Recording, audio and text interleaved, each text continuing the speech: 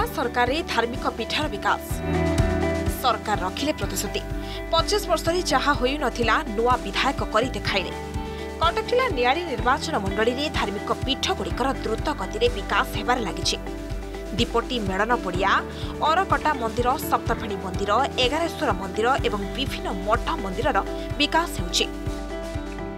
सेहिबळे कंटापड़ा block Dimri panchayat रे थिबा सर्वपुरातन 1365 ख्रीष्टाब्दर राधाकांत मठर विकास और उन्नतीकरण कार्य हाथ को नेछंती नुआ सरकार।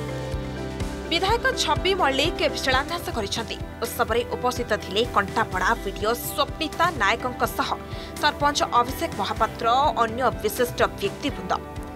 ऐतिहासिक मठ को समग्र पावन मठर महंत मठ भली कहुए।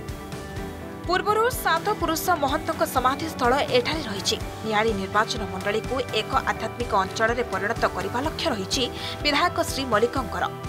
थरे सुजोग मिलिले एही मठ मंदिर गुड़िकर उन्नतीकरण करिबा बोली कहिथिले। मठर बहुत जिनस नष्ट हो जाइछि, खाली मंदिरटी अच्छी आ छोट घरटे अच्छी, से पुणी आजबेस्टस घर। किंतु ये मठ को आमर ये अंचलर नियाली अंचलर प्राय समस्ते जानिछन्ते एवं मठ को भी समस्ते आसंती। तेणु आम डिमिरी पंचायतर समस्त मुरबी एवं समस्तंकर अनुरोध क्रमे मु भी निजे जानी नथिली, आज एठारे आसी पहुँचली। तेणु एठी आमे भित्तिप्रस्तर स्थापन कलु। यार केमिति भाबरे एटा उन्नत धरणर कार्य हब एवं मठर जहाँ जहाँ बाकी रही एठी मठ कमिटी अच्छी, तांकर कहिबा अनुसार ए काम को निश्चित भाव में डेवलपमेंट करा जिवो। ये मठर उन्नति पई जहाँ खर्च हम सरकार करेंगे।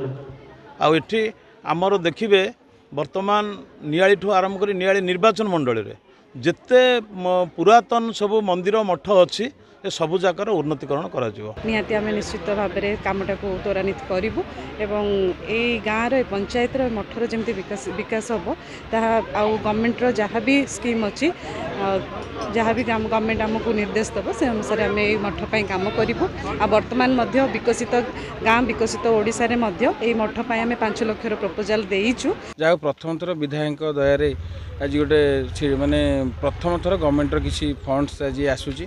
विधायक भी प्रतिश्रुति देते मठटा को बहुत डेवलपमेंट करने वर्ष भितर। तेणु देखा जाऊ आम केते दूर आम लोकंर प्रचेषा और विधायक चेष्टा मठ केते दूर आगू जाऊँ आम समस्ते देखा चाहूँ। किंतु कि गोटे भल हो आम मठ पाई ये अंचल सब बहुत बड़ मठ ये और महंत मठ से आम चाहूँ डेवलप हो जाए। एही मठ बहु अवहेलित हो पड़ी रही। ना थिला लाइट, ना रास्ता, ना ठाकुर घर। भंगा आजबेस्ट घरे गछ लता बण जंगल घेर पूजा पाउथिले राधाकांत और पार्श्व देवादेवी। काहार भी दृष्टि पड़ नथिला मठ उपरे। भक्त माने बहु असुविधार सम्मुखीन हेउथिले। नूतन गृह पाचेरी निर्माण, लाइट लागिबा सह चतुर्पार्श्वरे सौंदर्यकरण कराजिबो। पोखरी मध्य पुनरुद्धार कराजिबो। वृक्षरोपण सह सामग्रिक विकास मध्य हेबो। 19 मसीह जो महाबात्या है से बाबाजी मरीगले।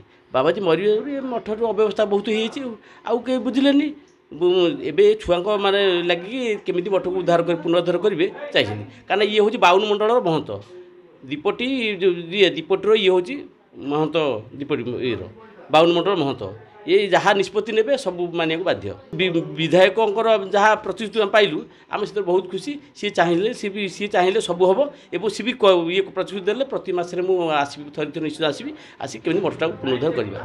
जो आम जनइलु विधायक कहले आपको सफा सुतरा कर जहाँ दरकार पड़ो एंडामेंट आरंभ कर जेकोसी सहायता दरकार आम सहायता करूँ। तापर आम सब छुआ लगिकी आपको सफासफी करागला। एबे भी देखो से 7टा बाबांकर माने समाधि अच्छी। तो एवं जना पड़े 7टा बाबा जो जब 80 वर्ष लेखा एवरेज धरा जाए तो पाखापाखि 570-80 वर्ष ये हिसाब हो जाए। तो 1358 आम यू बिलीव कलु। आउ जहाँ विधायक आमको कहीकि प्रतिश्रुति देते आम पंचायत गोटे बहुत बड़ कथा। आफ्टर दोपटी आम डिमिरी पंचायत गोटे बड़ धरण कम हो जाऊँगी।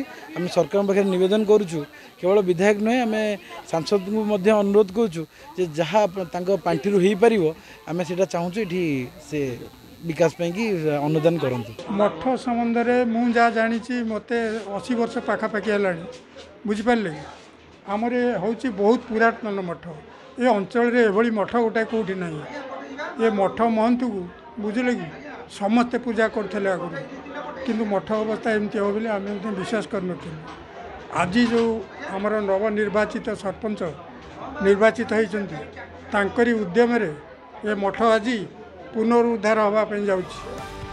निर्वाचन पूर्व विधायक देइथिबा प्रतिश्रुति पालन करिसेंति तेणु अंचलवासी माने सरकार को कृतज्ञता जणाइछंति। कटक नियाळीरू शांतनु मिश्रଙ୍କ रिपोर्ट अर्गस न्यूज।